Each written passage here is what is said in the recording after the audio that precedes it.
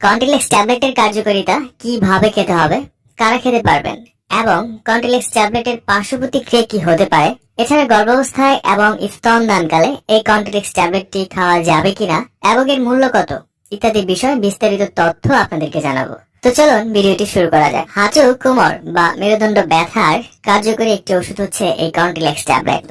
Contilex tablet বাজারে নিয়ে এসেছে স্কয়ার ফার্মাসিউটিক্যাল লিমিটেড। আর প্রতিটি ট্যাবলেটে রয়েছে দুইটি গুরুত্বপূর্ণ উপাদান, গ্লুকোসামিন সালফেট 250 মিলিগ্রাম এবং কন্ড্রোইটিন 200 মিলিগ্রাম। আপনার যদি দীর্ঘদিন যাবত হাঁটুর ব্যথা থাকে, ফলে আপনার হাঁটতে অনেক কষ্ট হচ্ছে, বিশেষ করে সকালবেলা বিছানা থেকে নেমে পা ফেলা যাচ্ছে না, এমন পরিস্থিতিতে খেতে পারেন এই কন্টিলেক্স ট্যাবলেট। আবার অনেকে কোমর ব্যথায় ভুগছেন, ফলে কোমর বাঁকা হয়ে কোনো কাজ করতে পারছেন না, অথবা দীর্ঘদিন ব্যথায় কোমর দিন দিন বাঁকা হয়ে যাচ্ছে, এখন সোজা হয়ে দাঁড়াতেও কষ্ট হয়। এমন হলেও আপনি ডাক্তারের পরামর্শ নিয়ে এই কন্টিলেক্স ট্যাবলেটটি খেতে পারেন।